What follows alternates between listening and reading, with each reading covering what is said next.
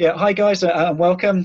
John Scriven here from the Jersey Sport Foundation, and we're going to do a coach's corner here. Today we're very lucky to have the world famous Ollie Turner. And Ollie has been an athlete that we've worked with for a number of years.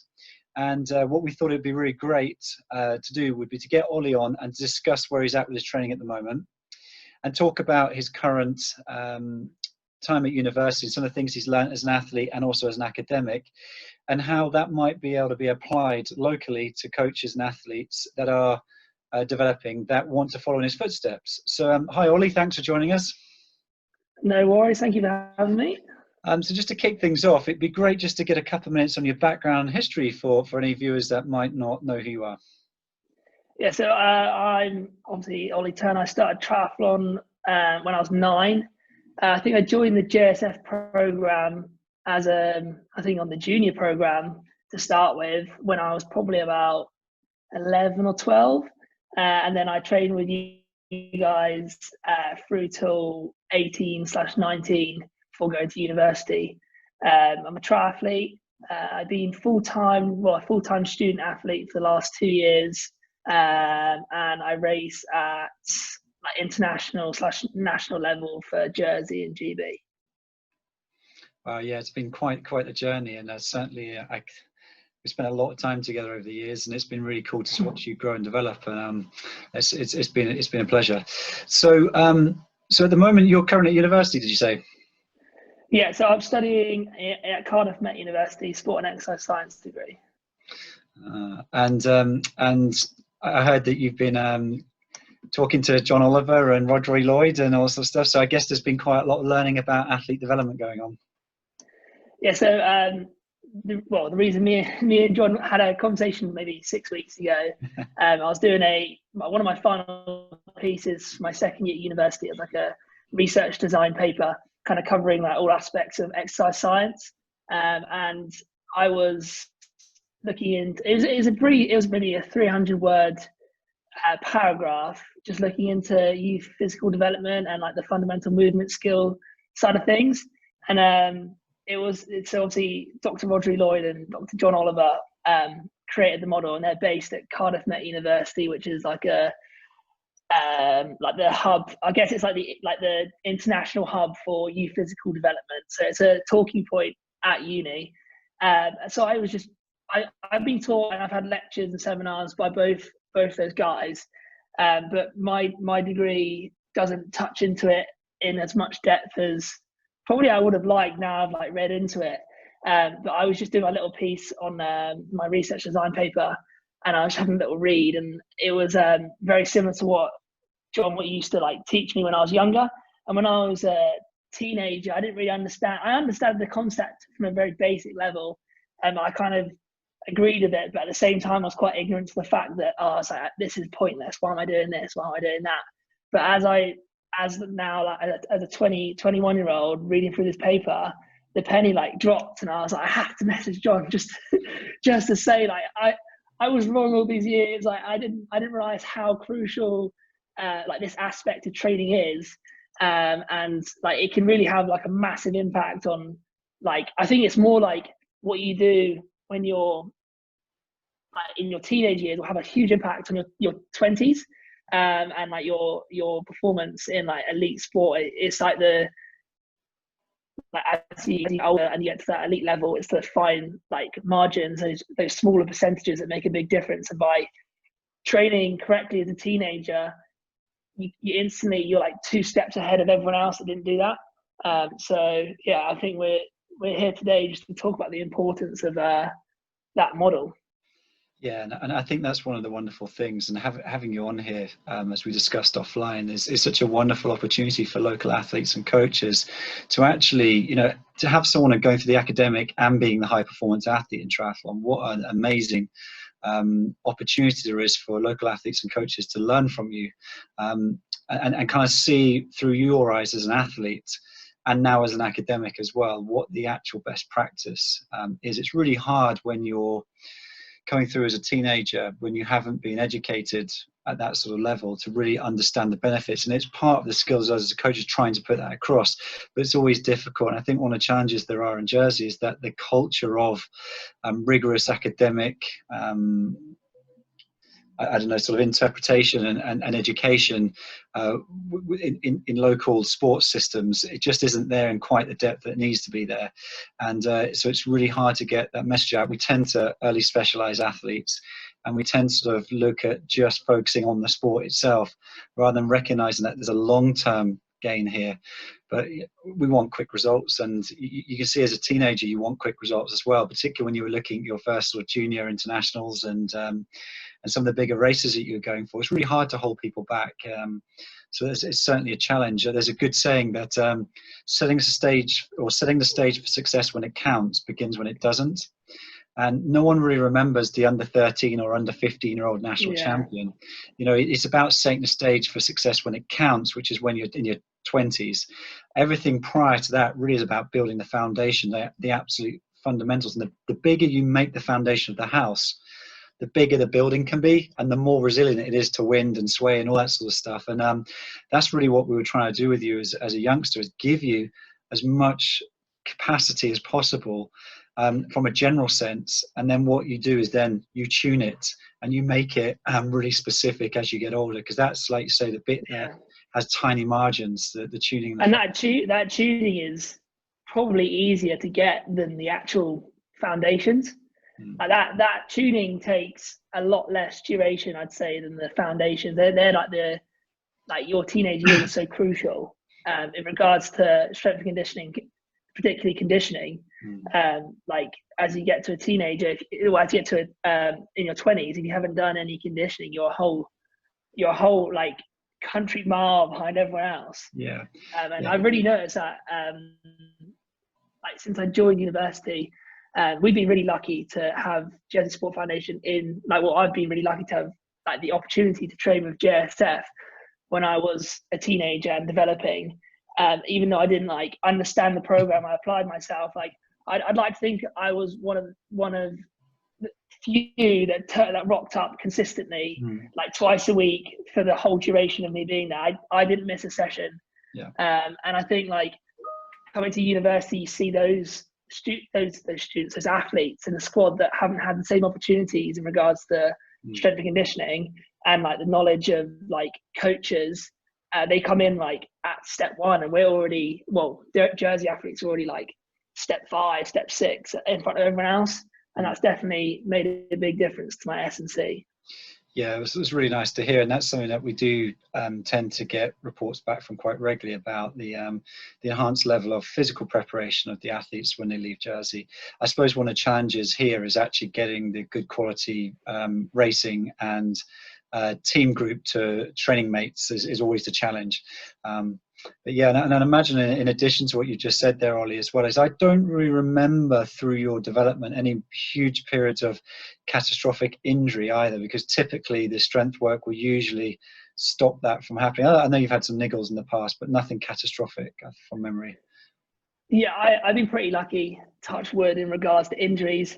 It's actually not until this year I've had an overuse injury, so I've gone a good like 12 years without getting injured, and we got certain rules in place in regards to like injury prevention in the squad, and they're like textbook stuff. So like we've got a 10% rule, so you can't increase your run miles or duration by 10% each week. And if you follow these like such simple steps, like you can't go wrong. But I didn't follow the steps. I rushed it and consequently gave myself shin splints. But when I was a teenager, I picked up the odds niggle here and there. And I've been pretty lucky in regards to injuries. You seem like, I've got some of my really like my best mate, Sam Marr, who obviously trains through sport. He trained through Sport Foundation. He's just been unlucky. Some people are just, I just guess they're just a bit unlucky when it comes to injury. And he's picked up a few in the past. Yeah, and I think that's one of the critical things about getting the physical preparation right, is it makes you really resilient, and you don't actually realize it's working until you step back and you say, okay, I've been injury free for a significant period of time. That's kind of 2 seconds. So I'm on a webinar thing with John Scriven. My sister's here. Well, I bet. Well, are you guys going to be down here? Yeah, I'm going to have to cut this down. I'm going to have to go upstairs. Can you go upstairs? Is that okay? Just 'cause the Wi-Fi's not very good. What are you doing? We're recording something for the Jersey Sport Foundation. Is that right? I'll just close the hatch.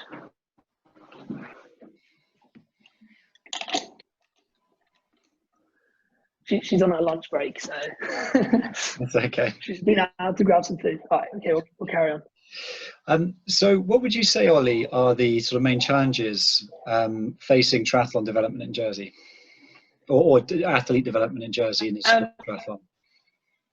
I think we'll just full stop in like athlete or triathlete youth development in general. I just don't think there's much knowledge in regard to S and C. I think like I think in Jersey, from a Jersey point of view, we're quite lucky because we have the benefit of having you guys to like educate everyone. But I'd say from a UK point of view, like everyone in my squad, no one had that when they were younger. They all had the S and C knowledge given to them when they got to university. So I think like from a Jersey point of view, we're quite lucky to have JSF.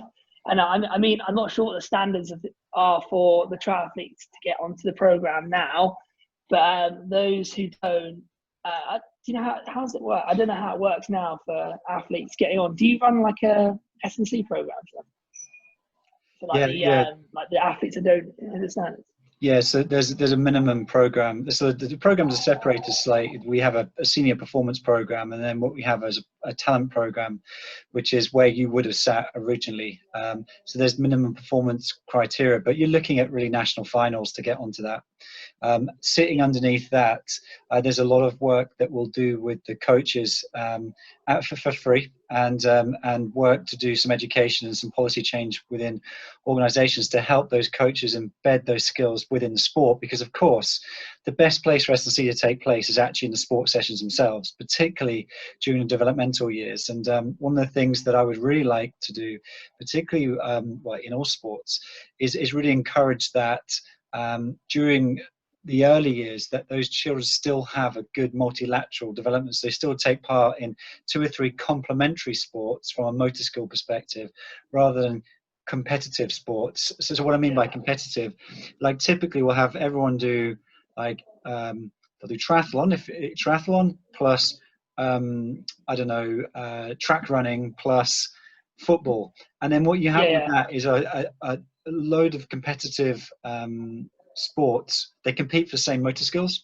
or the same motor demands. It's all running, right? So although obviously with football you get some evasive stuff, but you end up with knee problems and shin splints. So what we really need to see is that into developed super children, which is what would be absolutely brilliant, is that all the way up to about 11 years old, children are taking part in remedial gymnastics, swimming, a martial art, and an evasion-based sport like football, rugby, netball, whatever that is.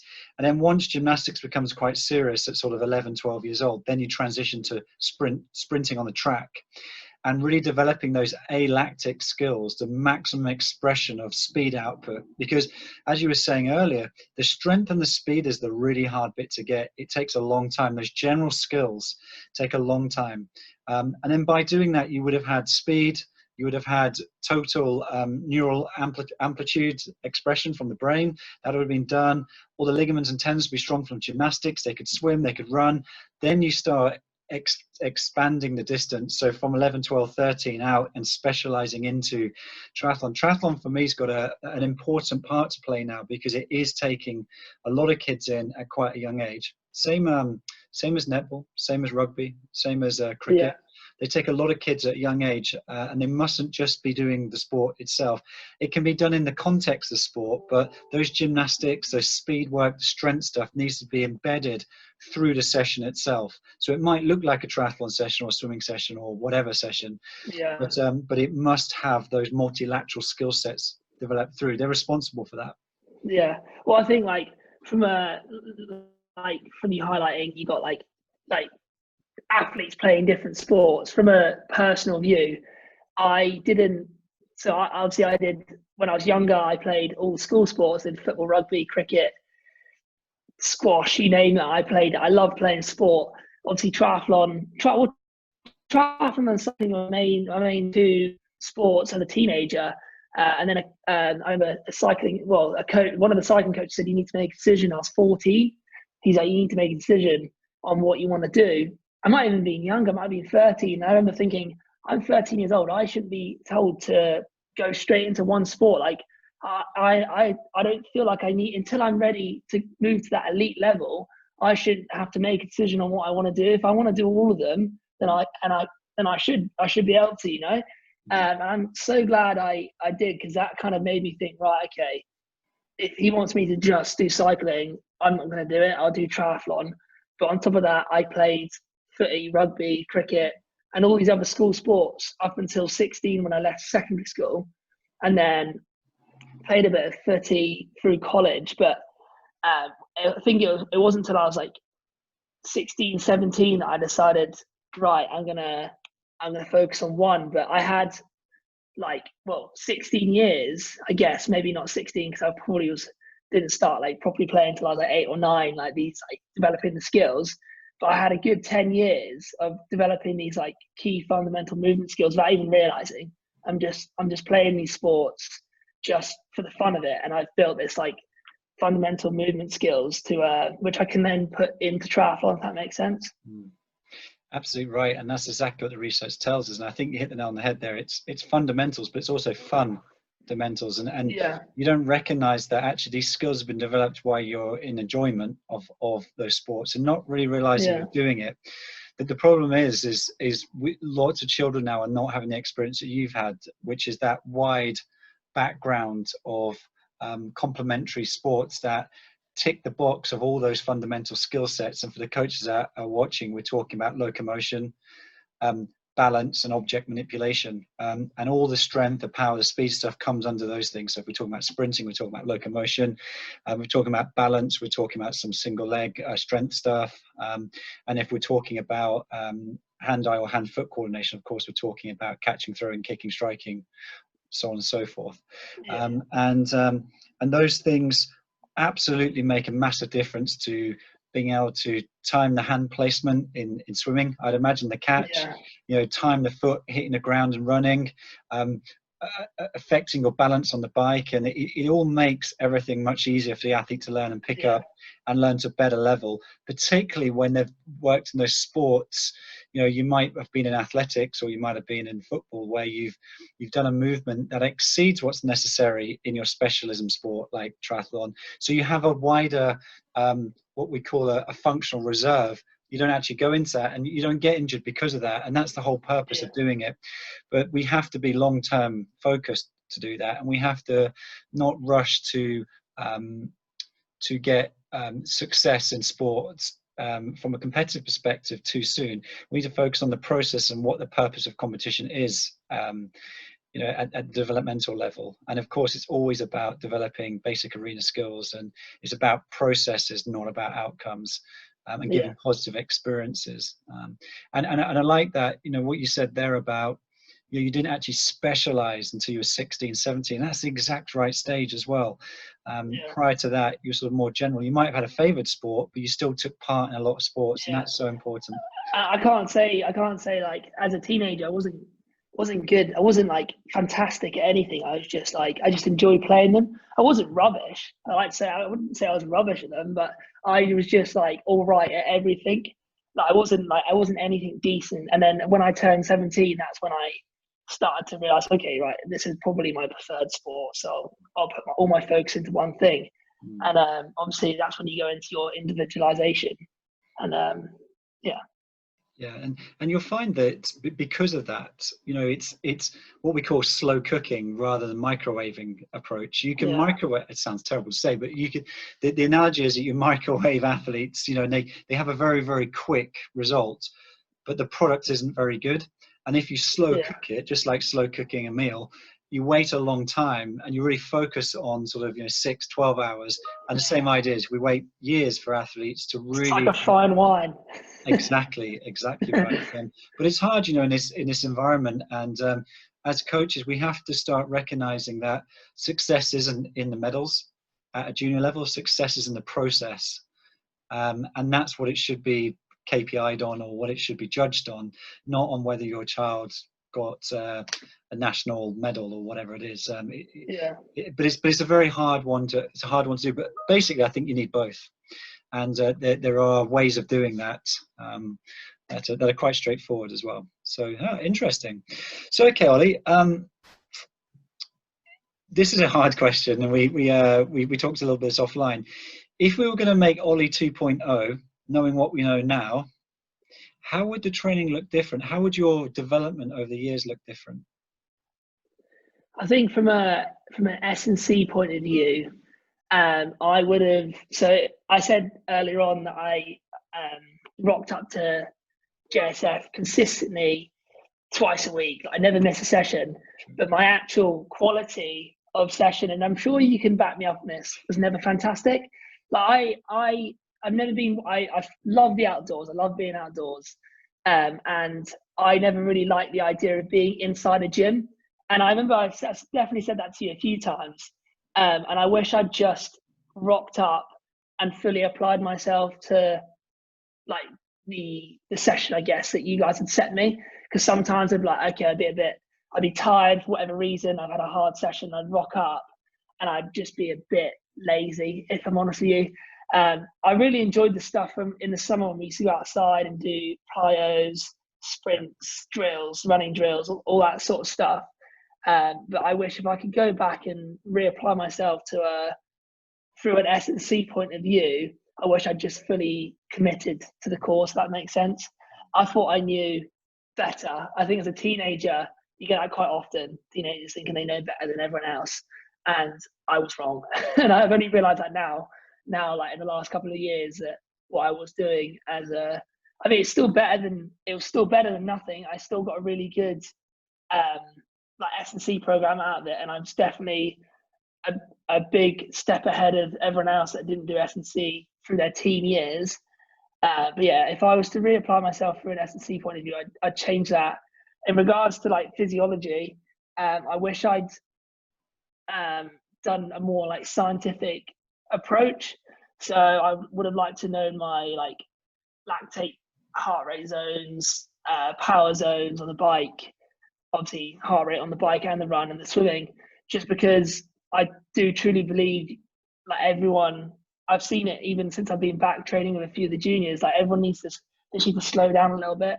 I think they're just like overtraining, like they're training like zone 3, and this is like this gray zone that you can't train in. It's like if you want to if you want to build a base, you've got to do, I reckon, as a full-time athlete, an absolute minimum of 25 hours aerobic hours. This is not including the gym, aerobic hours, and that needs to be zone 1 and zone 2. If you're training in zone 3, you're just going to burn out.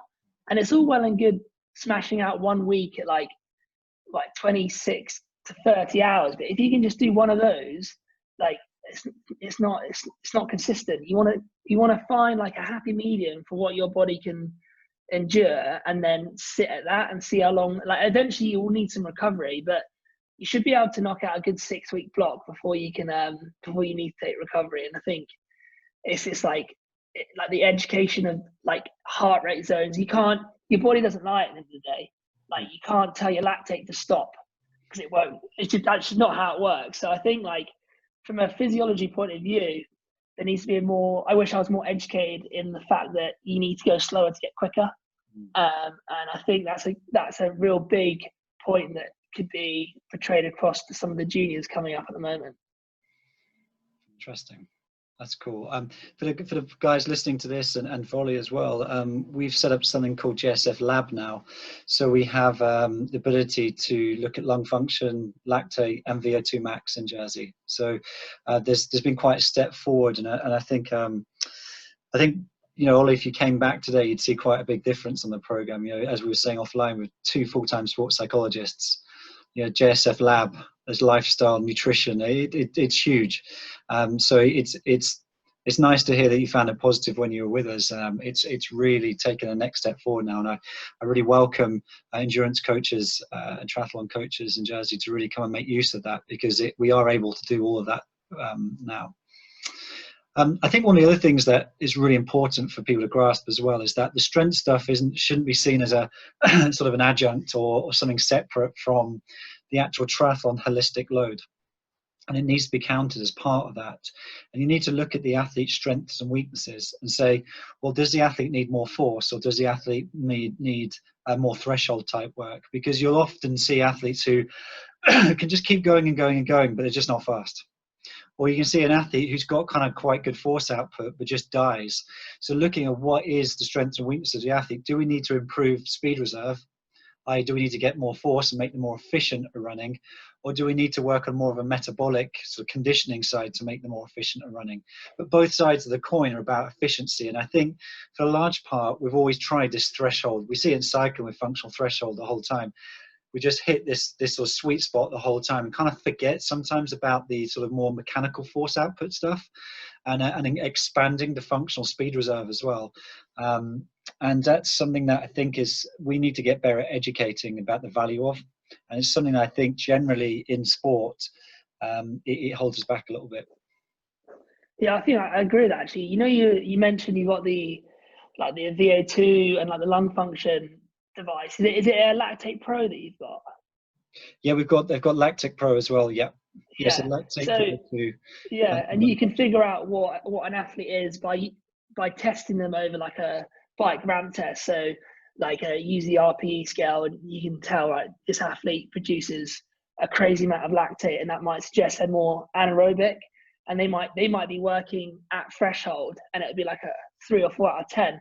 And you've got like your more like typical triathlete who's aerobic, and they'll be at threshold, it'd be like an 8 out of 10, because their cup, like obviously the cup's quite full. Like say their threshold's here, that's like an 8 out of 10. But someone who's anaerobic, their threshold's still like, because they've got a larger top end, like their threshold's further down here, it just doesn't feel as hard. Yeah, I think you've hit the nail on the head. The idea is that, from a simple maths perspective, and this is from the force side, so we always look at athletes trying to improve the metabolic side of reserves, or the metabolic side of thresholds. And if you look at the other side, which is about force output, if for example, you have two sprinters as an idea, and one can sprint 10 meters per second, the other one can sprint 15 meters per second, well then 75 or 50% or whatever your threshold is of those numbers are quite different. So if we got the 15 meters per second runner and the 10 meters per second, well, his 50% is here and his 50% is here. Yeah. Look how much bigger it is. So yeah. you can work on it from a maths perspective, from a force perspective, and from a metabolic perspective as well.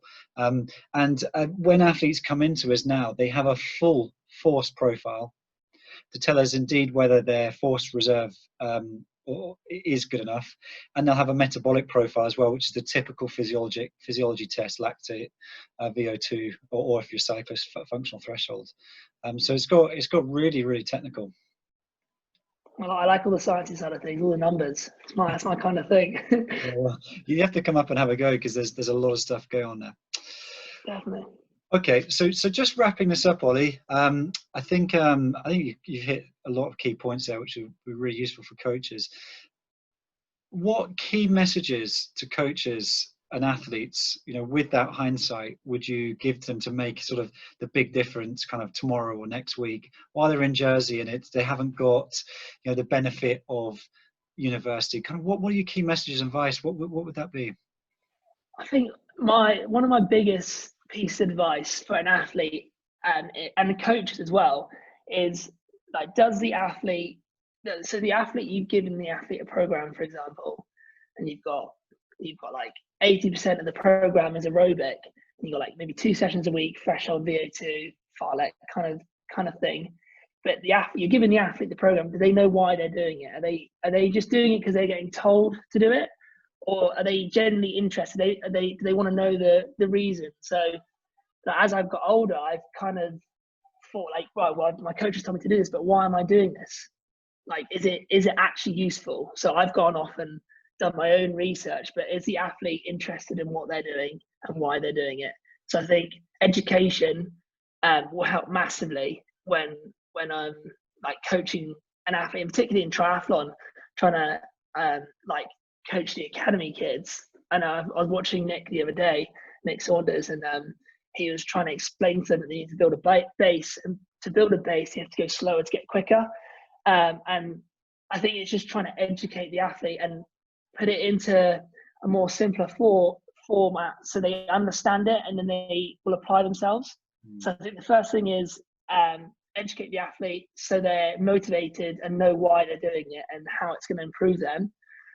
From an S&C point of view, I think you can't fault what you guys are doing with the youth physical sport development model. I fully agree with what Dr. Roger Lloyd and Dr. John Oliver have put together, and you guys are following that almost textbook style, and I think that's perfect. Obviously, a few athletes are hitting but then obviously Dr. John Oliver and Roger Lloyd had this scale on puberty when different athletes hit it, and I think you guys, it's just a case of knowing the athlete and knowing, right, okay, they started their growth spurt here, and this athlete started their growth spurt there, and I think it's just trying to get an idea of when that has been put together. But if you know your athlete, you should be able to hit that on the head nicely. And my third point would be, from a physiology point of view, it's just build a base as a child. Just enjoy it as well. Enjoyment is important. So you need to have that fine balance of not having too much long stuff, so the athlete doesn't get burnt out, but try and keep it fun with a bit of competitiveness. If that makes sense. Cool. Good wise words from Ollie. I love it. Yeah, brilliant. Okay, well, for anyone listening that would like a little bit more advice or help on some of the things we discussed, we talked a lot about biological banding there, monitoring of growth, height, looking at monitoring adolescents. It's something we can definitely help with as an organisation. We're willing to consult for free with any sports organisation who want to have some simple tools and be shown how to do that. And certainly around some of the general physical preparation skills on the S&C side that Ollie's talked about during the meeting, we will certainly do that for free. We can come out to sports clubs and demonstrate how they can be threaded and embedded within the session itself in a fun, meaningful way. And I really like, Ollie, what you talked about there, which is about educating athletes. And I'd like to add to that parents as well, because they're absolutely critical to get on board. And sometimes parents can be the ones that it can be slightly difficult for the coach to be able to actually do what they want to do. Often we always sort of say in racket-based sports, if they're not hitting a ball, they don't feel like they've got their money's worth. And of course, that's an important part of the training, but there's also other really important parts of the training, which is, we talked about some of these fundamental movement skills. And so, we want to be seeing kids do speed sessions. We want to be seeing them doing plyometrics and jump work and calisthenics and basic gymnastics work. So again, Sport Foundation has a lot of special skills in those areas. So, give us a shout and we'll come down and help teach you how to deliver it to your athletes. So, Ollie, thanks so much for your time. I appreciate that. Thank you very much. Maybe we'll do this again at some point. Definitely. Yeah.